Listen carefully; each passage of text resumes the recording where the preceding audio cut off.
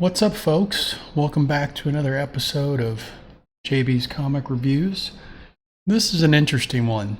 So I was searching earlier, um, related to G.I. Joe, as the intro thumbnail states.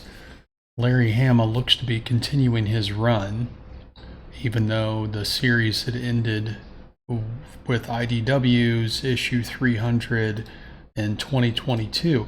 So it's an interesting story. When I was a kid, the Joe comics were out. I think they started in 1982.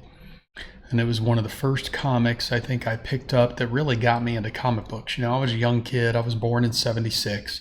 So 82, I was playing with G.I. Joe toys. The comics were super cool.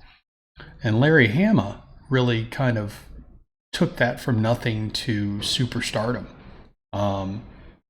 Apparently nobody in the office wanted to write G.I. Joe because it paid the cut that Hasbro took off the top of every page made the writers get a smaller paycheck. So everybody in the office turned it down except for Larry, and he was wanting an opportunity to break into freelance writing, but he couldn't get any opportunities until G.I. Joe passed by him. So one of the interesting things was initially none of the villains existed. So Hasbro brought a bunch of heroes on the Joe team to Marvel, but they didn't have any antagonists. They didn't have any enemies.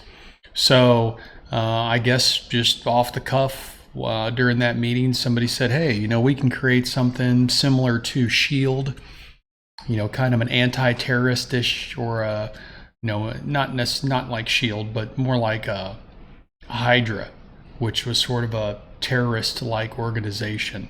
And they just came up with the name Cobra in that meeting. Hasbro said okay, and the rest is history. So there's a long history of G.I. Joe. Started in 82, went to 94 and had like 155 issues. Then it ended for a bit, and it went to a company called Devil's Due, which did, I think, a 43-issue series that really was sort of forgotten.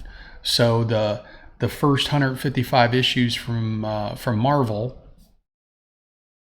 written mostly by Larry Hama, that's sort of the staple of G.I. Joe. Then you had this 2001 to 2005 run by Devil's Due. I don't think Larry Hama was involved with that at all. And then boom, it comes back in 2010 through IDW at issue 150. I think 5.5 was the free comic book day version, then officially kicked off at 156. So this is unique in the regard that even though it went to a different publisher, it moved from Marvel to IDW, they actually kept, that the historical story and all of the, history of those 155 Marvel issues. They still made sense in this universe. It wasn't like a completely new revamp, which is pretty cool. I didn't read really many G.I. Joe for a long time. I was out of comics for many years until 2022 when I hopped back into them. And around that time, I started pre-ordering some things, and I heard all the ruckus around the last 3 issues that IDW was finishing their run. As you could see on the screen, that's the cover for the 300 issue. So the last 3 covers, I think, were bananas. They had a bazillion characters on them, very intricate. Lots of people writing about the series ending and not knowing where it's going to go.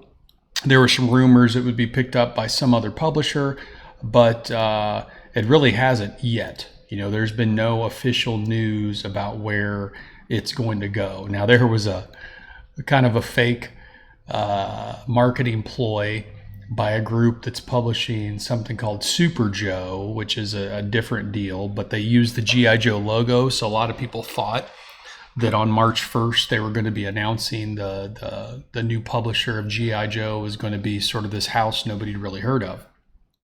But that wasn't the case. It was actually an announcement for a thing called Super Joe. So the last real issue of G.I. Joe that we had was in November of 2022. So I was just curious, where's this going next? There hasn't really been any updates on it. And then through some searching around, I found a bit of text that seemed to be, where is that at here? So boom, right here. So Larry Hama actually posted on his Facebook account. Doesn't really look like he uses Twitter. It looks like he was under the weather, but back to work and halfway through the plot for A Real American Hero number 303. So this is pretty much solidifies that G.I. Joe, even though it ended with IDW, is going to be coming back somewhere and going to have Larry Hama at the helm because he's already working on the plot for 303. So you got 300 as the last issue, but he's 3 issues deep already in February of this year. So that's pretty cool. So who knows where the publisher is going to be, who's actually going to end up having that. But it is something to look forward to for all the G.I. Joe old school comic / Larry Hama fans.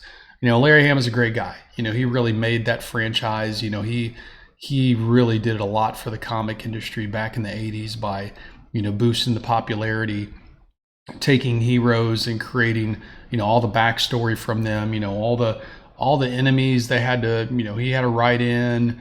The Baroness, which shows up in issue 1, was completely created by Hama because they didn't have any female enemies. And it was completely put in there for the need to be able to draw someone with a face. I guess Hasbro came to them and said, look, we've got some enemies, but none of them were female.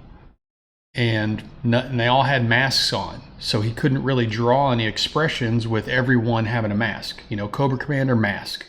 Destro, all those people, masks. I don't know if Destro started out at the beginning, but you get what I'm saying. So and plus there were no females. So he created the Baroness, threw her in a, sexy black outfit, had her so she didn't wear a mask, and she's been one of the main, characters in G.I. Joe for ages now. So so the guy has a lot that he put into G.I. Joe, and it'll be interesting to see. I haven't read the last issue 298, 99, and 300 yet of the IDW series. I'll have to dig into that at some point. I probably want to read some of the older stuff I have from the 80s first and then dig into that. But it'll be interesting to see where this goes with Larry Hama back at the helm for G.I. Joe at some point in time. Hopefully in 2023. So until next time, peace.